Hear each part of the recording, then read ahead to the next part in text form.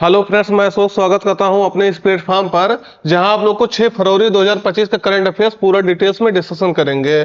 तो पहला क्वेश्चन के साथ शुरुआत करते हैं। कह रहा है, भारत सरकार ने विदेशी नागरिकों के लिए कौन सी वीजा पॉलिसी शुरू की है। तो आपको बताना है कौन सी वीजा पॉलिसी भारत सरकार द्वारा शुरू की गई है, वो भी विदेशी नागरिकों के लिए। विकल्प में है आगमन सुगम वीजा, आयुष वीजा, भारत दर्शन वीजा, भारत टूरिज्म वीजा। तो किस वीजा की शुरुआत की गई है? तो सही उत्तर आपका रहेगा आयुष वीजा की शुरुआत की गई है भारत सरकार द्वारा विदेशी नागरिकों के लिए। तो ये आपको ध्यान रखना है।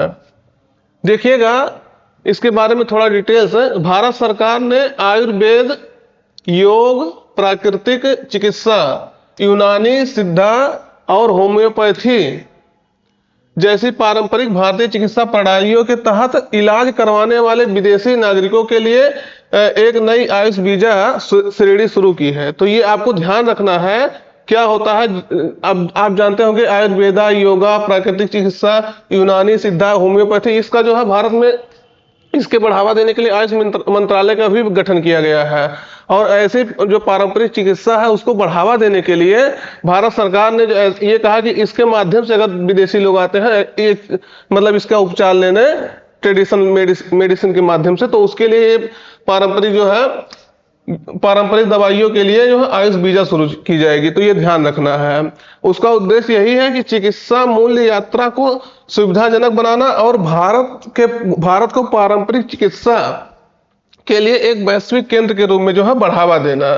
तो ये आपको ध्यान रखना है, इसलिए ये जो है शुरू किया गया है। तो कौन शुरू किया है? भारत सरकार। आप जानते होंगे मेडिकल जो है टूरिज्म भारत में बहुत बड़ा है। विदेशों से लोग जो है भारत में जो है दवाएं सस्ती है, इसी कारण से जो है विदेश से बहुत सारे लोग भारत में अपनी दवाई कराने जो है आते हैं। अगला क्वेश्चन देखिएगा, इंटरनेशनल बिग कैट अलायंस को एक अंतर सरकारी संगठन के रूप में स्थापित किया गया है। इसकी शुरुआत जो है कब की गई थी, या ऐसे ही भी पूछा जा सकता है इसकी शुरुआत किस देश द्वारा की गई थी। तो आपको बताना है कि इसकी शुरुआत कब की गई थी। देखिए कब की गई थी, 2 बार हो गया था तो इसको ध्यान दीजिएगा। विकल्प में 2012, 2021, 2023, 2025। तो आपको बताना है IBCA international big cat alliance का शुरुआत कब की गई थी। तो सही उत्तर आपका रहेगा 2023 में। वो भी भारत सरकार द्वारा भारत द्वारा जो है इसको शुरू किया गया था। जब हम लोग प्रोजेक्ट टाइगर का 50वीं वर्षगांठ मना रहे थे 2023 में, तब इसकी शुरुआत की गई थी। तो देखिएगा international big cat alliance IBCA को अब एक अंतर सरकारी अंतरराष्ट्रीय संगठन यानी इंटर गवर्नमेंटल इंटरनेशनल ऑर्गेनाइजेशन के रूप में और अंतरराष्ट्रीय वैधानिक इकाई के रूप में इंटरनेशनल लीगल एंटिटी के रूप में स्थापित किया गया है। यानी वैश्विक रूप से अब इसको जो है मान्यता मिल गई है। इसमें लगभग 27 देश अब इसके मेंबर हो चुके हैं, जो भारत सरकार द्वारा शुरू किया गया था। 9 अप्रैल 2023 को प्रोजेक्ट टाइगर की स्थापना के 50वीं वर्षगांठ पर इसको प्रधानमंत्री मोदी द्वारा जो है शुरू किया गया था। तो भारत का यह प्रोजेक्ट था जिसके तहत जो है लगभग 27 देश जो 7 बिग कैट प्रजातियां हैं उसको संरक्षण देने के लिए शुरू किया गया था। आप ये जानिएगा प्रोजेक्ट टाइगर कब शुरू किया गया था? 1973 में। तो उसकी जो है उसकी वर्षगांठ पर इसको मनाया गया था 50वीं वर्षगांठ पर। उद्देश्य यही है दुनिया की जो 7 प्रमुख बिग कैट प्रजातियां हैं उसके संरक्षण को बढ़ावा देना। तो 7 बिग जो कैट प्रजातियां हैं उसको देख लीजिए कौन कौन सी हैं। तो उसमें हो गया jaguar, puma, leopard, lion, tiger, चीता और स्नो लेपर्ड। ये 7 बिग जो कैट प्रजातियां हैं उसको संरक्षण देने के लिए, उनको जो है उनके आवासों को संरक्षित करने के लिए इसके लिए प्रोजेक्ट शुरू किया गया था। तो ये आपको ध्यान रखना है। देखिएगा वही चीजें बता रहा है कि श्री नरेंद्र मोदी द्वारा इसको जो है इनोग्रेट किया गया था, शुरुआत किया गया था। कब किया गया था? जब 50वीं वर्षगांठ हम लोग जो है प्रोजेक्ट टाइगर की मना रहे थे। तो ये आपको ध्यान रखना है। उसमें कौन कौन सी प्रजातियां हैं ये 7 आपका लिखा भी है, वो हम आपको बता भी दिए। ध्यान रखना है ये चीजें। अगला है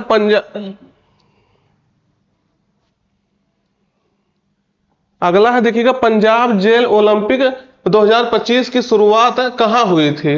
कहाँ हुई है देखिएगा तो पंजाब प्रिजन्स ओलंपिक शुरुआत किया गया है। क्या होता है, जो जेल में कैदी होते हैं उनके द्वारा ये गेम जो है खेला जा रहा है, ओलंपिक है। तो उसका शुरुआत कहाँ हुआ है? तो विकल्प में है पटियाला, चंडीगढ़, अमृतसर, लुधियाना। सही उत्तर आपका रहेगा पटियाला में इसका शुरुआत किया गया है। तो ध्यान रखना है, पंजाब जेल ओलंपिक्स 2025 पटियाला में शुरू किया गया है। तो पंजाब के पटियाला की सेंट्रल जेल में पंजाब जेल ओलंपिक 2025 की शुरुआत हुई है। यह पहली बार है कि राज्य भर में 25 जिलों से महिलाओं सहित कैदी विभिन्न स्तरों पर भाग लेंगे। तो ये आपको ध्यान रखना है। ये कहाँ शुरू किया गया है? पटियाला में। जो क्या होते हैं, जो कैदी होते हैं वो वैसे ही डिप्रेशन में रहते हैं।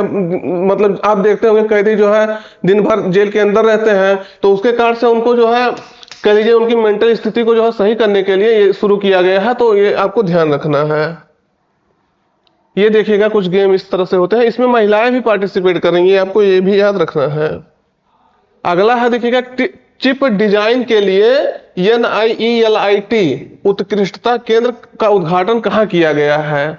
तो आपको बताना है चिप बनाने के लिए NIELIT ये उत्कृष्टता केंद्र कहाँ स्थापित किया गया है? तो विकल्प में है नोएडा, वाराणसी, गुरुग्राम, मुंबई। सही उत्तर आपका रहेगा उत्तर प्रदेश के नोएडा में इसका शुरुआत किया गया है। कहाँ किया गया है? नोएडा में। तो ये ध्यान रखना आपको।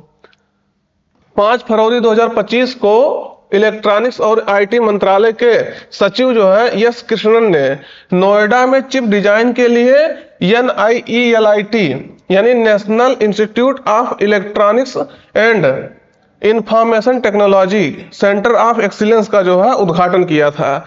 तो ये आपको ध्यान रखना कब किया है? 5 फरवरी को, यानी कल इसका उद्घाटन किया गया है। ध्यान रखना है, ये आपका इंपॉर्टेंट हो जाता है। कहाँ उद्घाटन किया गया है? चिप को बढ़ावा देने के लिए ये उद्घाटन इसका जो शुरुआत किया गया है। उद्देश्य यही है सेमीकंडक्टर डिजाइन और विकास, विशेष रूप से BLSI तकनीक में जो है भारत की क्षमताओं को बढ़ाना, इस उद्देश्य से इसको जो है स्थापित किया गया है। कहाँ किया गया ये आपको ध्यान रखना, क्वेश्चन आपका पूछा जा सकता है।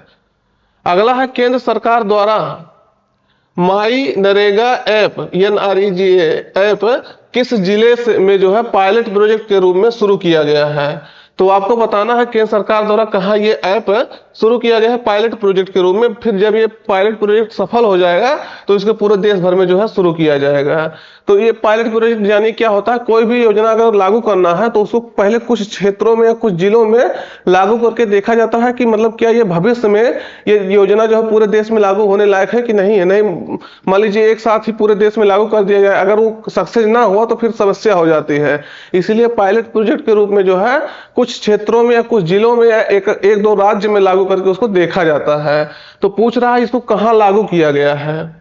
विकल्प में है वाराणसी, बाड़मेर, जयपुर, गांधीनगर। तो सही उत्तर आपका रहेगा बाड़मेर, राजस्थान के बाड़मेर में जो है इसको इस ऐप को जो है लागू किया गया, शुरू किया गया है। कौन? माई नरेगा ऐप। तो ये ऐप भी आपसे पूछा जा सकता है कि किस ऐप को जो है लागू किया गया है।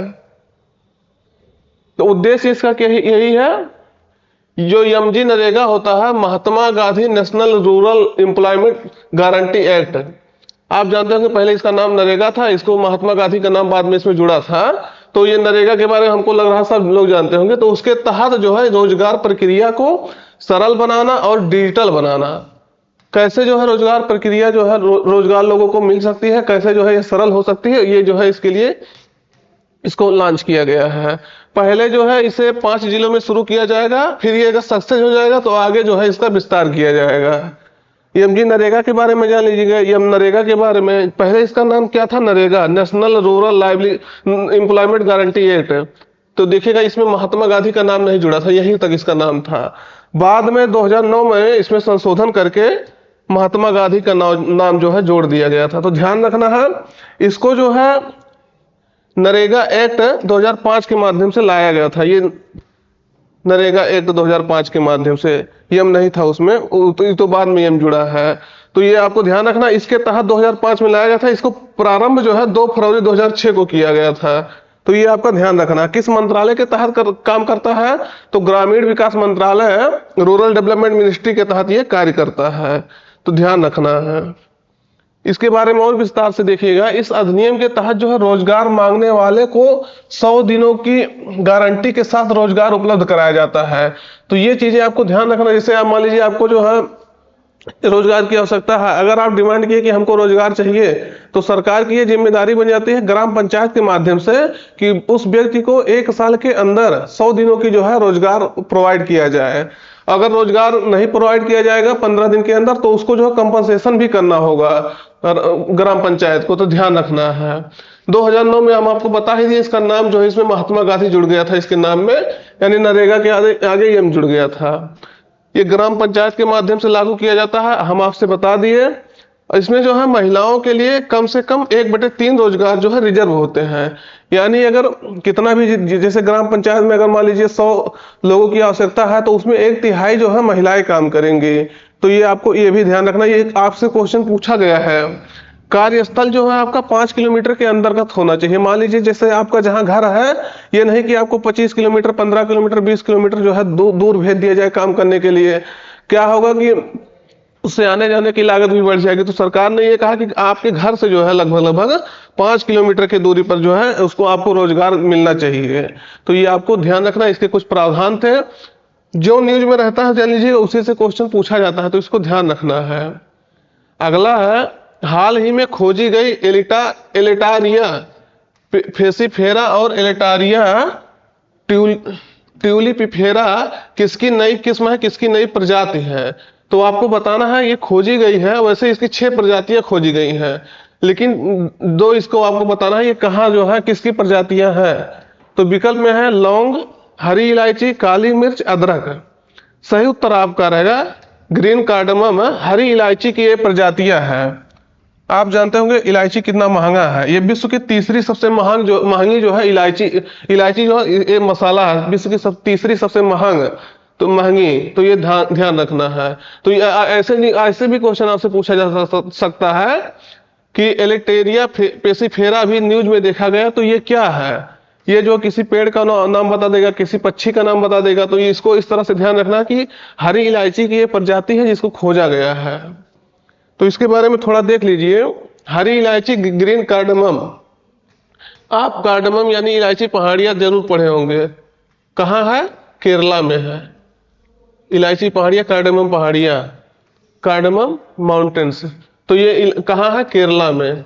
आपको ये जानना पहले नंबर। दूसरी नंबर आप देखेंगे तो केरल जो है, केरल क्या है, 50% अकेले इलायची का प्रोडक्शन करता है पूरे इंडिया में। अगर राज्यों में देखेंगे तो सबसे ज्यादा कौन प्रोडक्शन करता है? केरल करता है। तो ये आपको ध्यान रखना है, इलायची का 50% लगभग प्रोडक्शन करता है। तो इसको देखेंगे, वैज्ञानिकों ने हरी इलायची की 6 नई प्रजातियों को जो है पहचान की है। इसमें से 2 प्रजातियां जो है एलेटारिया फेसिफेरा और एलेटारिया ट्यूलिपिफेरा केरल के पश्चिमी घाट में जो है खोजी गई हैं। तो ये आपको ध्यान रखना है। जैसे वहीं उसका उत्पादन भी ज्यादा होता है, तो वहीं उसकी कुछ प्रजातियां जो है पाई जाती हैं, तो यहीं खोजी गई हैं। हरी इलायची देखेंगे तो हम ये आपको बता दिए, ग्रीन कार्डेमम, ये मसालों की रानी इसे कहा जाता है, क्वीन ऑफ स्पाइसेज। बहुत अच्छा जो है, आप सब जानते होंगे इलायची किसी भी चाय में डालने से या चावल में डालने से ये सबका स्वाद कितना बढ़ जाता है। तो यह जो है वनीला होता है और जो है केसर होता है। इसके बाद दुनिया का तीसरा सबसे बड़ा, सबसे महंगा जो है मसाला है। तो ये आपको ध्यान रखना है। ये आप देखेंगे, आपको हम बताए ना कार्डेमम हिल्स कहाँ है, तो आपके कहाँ है? केरला में है स्थित। इसको देखिएगा, यही जो इसका सबसे ज्यादा उत्पादन होता है केरला में, इसीलिए इसका नाम भी वही पहाड़ी पड़ गया, इलायची पहाड़ी या कार्डेमम हिल्स। अगला है, भारतीय निर्यात 2023-24 में 778.21 बिलियन डॉलर पहुंच गया है। तो आपको बताना है कि भारत किस देश को सबसे अधिक जो है निर्यात किया है। 2023-24 के वित्त वर्ष 2023-24 के दौरान भारत का निर्यात जो है बढ़ के अपने हाईएस्ट स्तर पे पहुंचा है अभी तक जो है निर्यात में अपने। तो भारत का निर्यात जो है बढ़ा है। तो ये पूछ रहा किस देश को हम सबसे ज्यादा निर्यात किए हैं, कि ये जो है आपको बताना है। विकल्प में है संयुक्त अरब अमीरात, यूएई, यूनाइटेड अरब एमिरेट्स। देखिएगा इसका चिन्ह लग गया। अगला है USA, United states of America. अगला है जो है चीन, फिर नेपाल, तो सही उत्तर कौन सा रहेगा? सही उत्तर आपका रहेगा यूएसए को हम सबसे ज्यादा क्या करते हैं? एक्सपोर्ट करते हैं। तो ये आपको ध्यान रखना है। अभी कितना है डाटा भी देख लीजिएगा, क्योंकि बहुत महत्वपूर्ण है। आपसे कई बार पूछा जा चुका है कि किस देश को जो है हम सबसे ज्यादा निर्यात करते हैं, या किस देश के साथ हम सरप्लस में है, ट्रेड सरप्लस। सरप्लस मतलब ये होता है कि निर्यात उसको ज्यादा कर रहे हैं और आयात कम कर रहे हैं। निर्यात मतलब एक्सपोर्ट, और इंपोर्ट जो हो उस देश से कम कर रहे हैं। तो किस देश को जो हम सबसे ज्यादा एक्सपोर्ट कर रहे हैं? तो सही उत्तर आपका रहेगा यूएसए को जो सबसे ज्यादा हम एक्सपोर्ट कर रहे हैं। कौन ये बताया है? केंद्रीय वाणिज्य मंत्रालय जो है ये इसको जो है डाटा रिलीज किया है कि वित्त वर्ष 2023-24 के दौरान भारत का निर्यात जो है 778.21 बिलियन डॉलर रहा है। और वही देखेंगे 2022-23 में यही आंकड़ा 776.3 बिलियन डॉलर रहा था। यानी इस पिछले वर्ष जो है 76 था, अब की बार कितना हो गया? 78 है। तो यानी पिछले वर्ष से जो है अब की वर्ष एक्सपोर्ट जो है बढ़ा है। और भारत जो है प्रमुख निर्यात कहाँ जो है किस देश को करता है? तो ये आपको बताना है। ये आपको पांचों देश जो है याद रखना है, क्योंकि ये आपकी सीरीज लगाने के लिए पूछा जा चुका है क्वेश्चन, और भविष्य में भी पूछा जा सकता है, कुछ कहा नहीं जा सकता इसका। तो देखिएगा यूएसए जो है 17.90% के साथ जो है सबसे अच्छा, सबसे ज्यादा निर्यात हम कहाँ करते हैं? यूएसए को करते हैं। दूसरे स्थान पे यूएई को करते हैं 8.23% के साथ। नीदरलैंड को तीसरे स्थान पे करते हैं 5.16% के साथ। चीन को जो हम 3.85% जो है निर्यात करते हैं। सिंगापुर को जो हम 3.33% है। यानी सबसे ज्यादा हम किसको करते हैं? ये तीन तो आपको एकदम याद रखना है, यूएई को, यूएसए, यूएई और नीदरलैंड को सबसे ज्यादा हम एक्सपोर्ट करते हैं। तो ध्यान रखना। और हमारा जो है सरप्लस देखेंगे तो दोनों देश के साथ हमारा सरप्लस भी रहेगा, क्योंकि सरप्लस मतलब वही होता है जो आपको कहे ना, हमारा व्यापार जो घाटा नहीं है, उनके साथ हम प्लस में है। निर्यात एक्सपोर्ट हम ज्यादा कर रहे हैं, इंपोर्ट वहां से कम कर रहे हैं। तो ये दोनों देश हैं, यूएसए और जो है यूएई के साथ हमारा ट्रेड प्लस है। तो ध्यान रखना ये चीज भी। अगला है विश्व ऑडियो विजुअल इंटरटेनमेंट शिखर सम्मेलन यानी वेब्स की मेजबानी कौन सा देश कर रहा है? वो भी पहली बार जो है कौन सा देश इसकी मेजबानी कर रहा है? कल से इसका जो है शुरुआत हुआ है। तो ये बताना है कौन से देश के द्वारा इसकी होस्टिंग कर रहा है, कौन सा देश। विकल्प में है इटली, भारत, सिंगापुर, सऊदी अरब। तो अपना प्यारा देश भारत जो है इसको नई दिल्ली में ऑर्गेनाइज करा रहा है, होस्ट कर रहा है। तो थोड़ा सा डिटेल्स देख लीजिए। इसका आयोजन नई दिल्ली में 5 से लेकर के 9 फरवरी 2025 तक आयोजित किया जा रहा है भारत सरकार द्वारा। World audio visual entertainment summit देखेंगे वेब्स के बारे में। तो यह भारत पहली बार इस सम्मेलन की जो है मेजबानी कर रहा है। इसका उद्देश्य यही होता है मीडिया और मनोरंजन उद्योग से जुड़े लोगों के बीच जो है संवाद करके नवाचार को बढ़ाना। और यहाँ जो है फिल्म निर्माता हो गए, निर्देशक हो गए, अभिनेता, संगीतकार, प्रोड्यूसर और इस क्षेत्र से जुड़े जो है अन्य लोग एक साथ आकर के अपने विचारों को और अनुभवों को साझा करते हैं और इस क्षेत्र को बढ़ावा देने के लिए इसमें कार्य करते हैं। अगला है चावल की बढ़ती कीमतों के कारण किस देश ने खाद्य सुरक्षा आपातकाल फूड सिक्योरिटी इमरजेंसी जो है लगा दिया है? तो किस देश में जो है चावल की कीमत जो है बहुत ज्यादा तेजी से बढ़ रहा था, उसके कारण से जो है फूड सिक्योरिटी इमरजेंसी लगाया गया है। तो विकल्प में है सूडान, इंडोनेशिया, फिलीपींस, मिस्र। तो आप लोग बताइए किस देश में जो है ये आपातकाल लगाया गया है, फूड सिक्योरिटी इमरजेंसी? तो सही उत्तर आपका रहेगा फिलीपींस में जो है ये आपातकाल लगाया गया है। तो ध्यान रखना है, ये यहाँ जो है कीमतें बहुत हाई हो रही थी बहुत तेजी से, तो इसके कारण से यहाँ ये आपातकाल लगाना पड़ा है।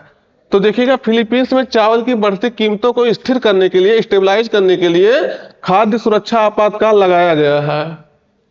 और फिलीपींस अपने कुल चावल आपूर्ति का जो है लगभग 15% आयात करता है। इंपोर्ट करके जो है 75% तो इसकी पूर्ति हो जाती है, लेकिन 15% ये क्या करता है? आयात करके, इंपोर्ट करके जो है इसकी पूर्ति करता है चावल की। आप एक चीज और देखिएगा, चावल अनुसंधान के क्षेत्र में जो है अंतरराष्ट्रीय इंटरनेशनल राइस रिसर्च सेंटर कहाँ है आपका? मनीला में है। मनीला कहाँ है आपका? फिलीपींस की राजधानी मनीला है। तो ये भी आपका एक डाटा है, इसको भी ध्यान रखिएगा। ये क्वेश्चन आपका प्रीवियस में पूछा जा चुका है कि अंतरराष्ट्रीय चावल अनुसंधान केंद्र कहाँ है? तो ये आपका मनीला में है। उसके बाद अगर उसको कुछ इसके बारे में डिटेल्स और देखेंगे, चावल के बारे में, राइस के बारे में अगर न्यूज में आया है तो निश्चित रूप से इसका डाटा भी देख लेना जरूरी है। तो शीर्ष अगर चावल उत्पादक प्रोड्यूसर देश देखेंगे, प्रोड्यूसिंग कंट्री, तो चीन जो है सबसे ज्यादा उत्पादक करता है। वो दूसरे नंबर पे अपना देश है भारत, और इंडोनेशिया तीसरे नंबर पे है।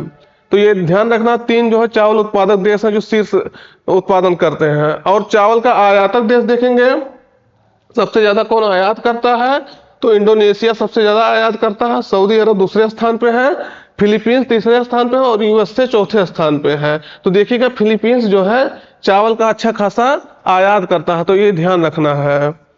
शीर्ष चावल उत्पादक अगर राज्य अपने देश में देखेंगे तो पश्चिम बंगाल जो है सबसे ज्यादा चावल उत्पादक राज्य में देखेंगे तो राज्य, ये क्वेश्चन आपका अभी जल्दी ही पूछा गया था यूपीपीसीएस में।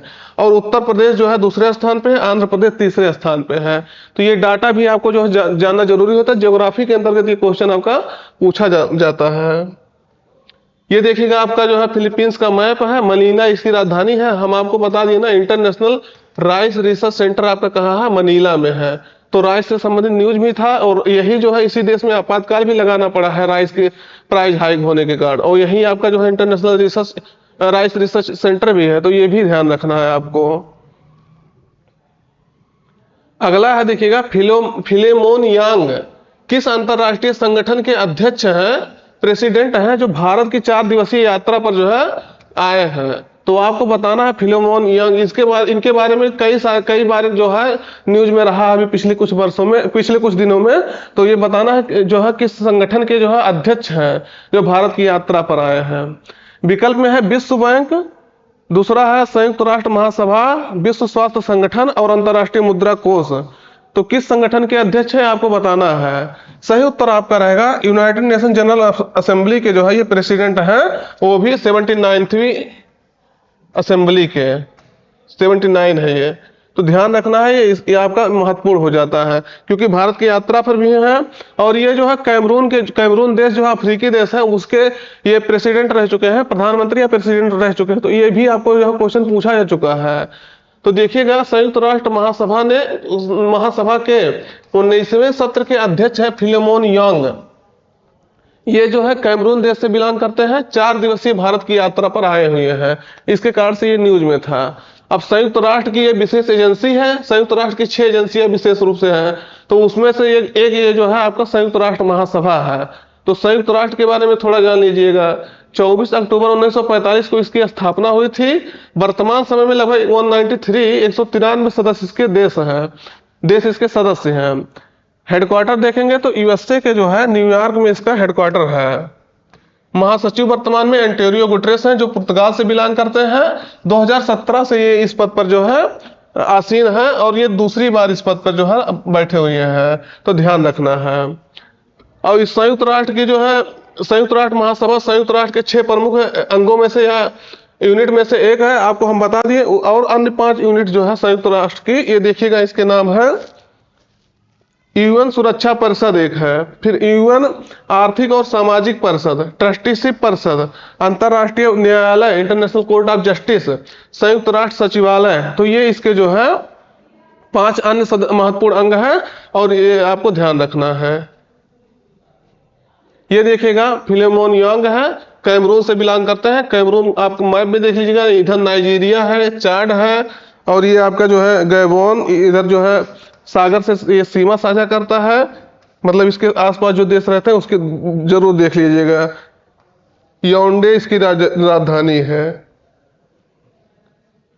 अगर ये देखिएगा एक क्वेश्चन जो है उधर आपका छूट गया था शायद, तो ये देखिएगा उसके बारे में हम इंटरनेशनल बिग कैट अलायंस के बारे में जो बता रहे थे, वहां शायद आपका जो है थोड़ा सा छूट गया था। हालांकि इसको देख लीजिएगा आप, जो है एक क्वेश्चन आगे पीछे हो गया था शायद। तो आज का करंट अफेयर्स यहीं तक रखते हैं। अगर चैनल सब्सक्राइब नहीं किया तो सब्सक्राइब कर लीजिएगा, और अपने मित्रों तक इसको जो है जरूर शेयर कर दीजिएगा। धन्यवाद।